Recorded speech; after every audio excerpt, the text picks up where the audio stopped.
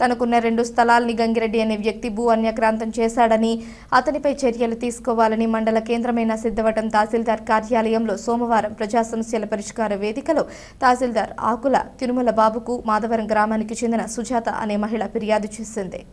సిద్ధవటం మండలంలోని మాధవరం 1వ గ్రామంలోని పెద్దపల్లి రెవెన్యూ సర్వే నెంబర్ 892/3లో 2 సెంట్లు స్థలం నా పేరుతో పత్రాలు ఉన్న గ్రామానికి చెందిన గంగిరెడ్డి 3 సెంటు స్థలం అతని పేరుతో ఉన్నట్లు స్థల ధృవీకరణ పత్రాలు సృష్టించి అడ్డు తగులుతున్నాడని, నా స్థలంలో గృహం నిర్మించుకోవడానికి కట్టడాలు కూడా నిర్మించామని కొంతమంది చోటామోటా అధికారులను అడ్డం పెట్టుకుని అతను పెత్తనం చెలాయిస్తున్నాడని, నా స్థల ధృవీకరణ పత్రాలు క్షుణ్ణంగా పరిశీలించి న్యాయం చేయాలని సుజాత అనే మహిళ ప్రజా సమస్యల పరిష్కార వేదికలో ఫిర్యాదు చేసింది.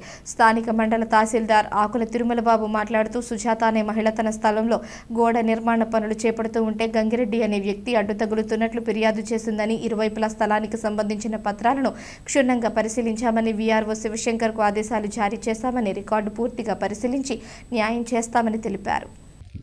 నేను భద్రయ్య అనే అతని దగ్గర వెంకట సుబ్బమ్మ శ్రీమతి వాళ్ళ దగ్గర నేను కొనుక్కున్నా 2 సెంట్లు తావు కొనుక్కున్నా. దీనికి కబ్జా చేసేవాళ్ళు వచ్చినారు, కబ్జా చేసినారు నా తావు 2 సెంట్లు. ఎవరు నేను కట్టుకునేటప్పుడు సిమెంట్ కూడా చూడండి 6 మూటలు కలిపిన పోలీసు వాళ్ళు దొడుకొని వచ్చి వాళ్ళని కట్టనీయకుండా చేసినారు. అప్పుడు రజనీ వచ్చింది, రజనీ పోలీసు వాళ్ళు దొడుకొని వచ్చింది. నాకు న్యాయం చేస్తారా చేయరా? ఈ విధంగా ఆపేసి సంవత్సరం అయింది. నేను గోడలు కూడా ఎక్కినాయి, చెట్టు మొలిచి ఇప్పుడు గోడలు కాని రావడం లేదు. ఇదంతా తోలిచ్చుండా చూడు, రాళ్ళు కూడా ఉన్నాయి, 4 టిప్పులు రాళ్ళు కూడా ఉన్నాయి. కలెక్టర్ కాడికి పోయినా నాకు ఇస్తామని చెప్తున్నారు, కానీ ఈ విధంగా వచ్చి నాకు అడ్డగిస్తున్నారు. సుజాత భర్త నర్సింహుడు ఆమె సర్వే నెంబర్ 892/3 2 సెంట్లు పెద్దపల్లి గ్రామం వచ్చేసి ఆమె ఇంటి స్థలం సంబంధించి గోడ కట్టుకుంటా ఉంటే గంగిరెడ్డి అతను వచ్చేసి ఆపుతున్నాడంట.